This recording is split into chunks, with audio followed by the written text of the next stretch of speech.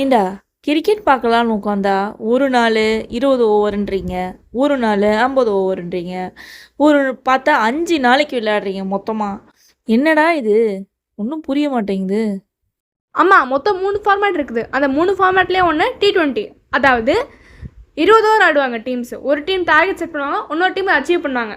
20 ஓவர்னால ரொம்ப ஃபாஸ்ட் பேஸ்டாக இருக்கும், அதே சமயம் விறுவிறுன்னு போகும். ஸோ நமக்கு ஜாலியாக இருக்கும் பார்க்குறதுக்கு. இது இப்போ தான் வந்துச்சு. அதில் வந்துட்டு ஐபிஎல் இருக்குது, இல்லைனா T20I வேர்ல்டு கப் இருக்குது. அதே போல் நிறைய கண்ட்ரீஸில் வேறு வேறு லீக்ஸ் இருக்குது. இதுக்கு அடுத்தது ஓடிஐ. இதில் இதுலேயும் T20 மாதிரி தான், ஆனால் இதில் 50 ஓவர் விளையாடுவாங்க. இதில் தான் நிறைய ஃபேமஸான டோர்னமெண்ட்ஸ்லாம் நடக்கும்.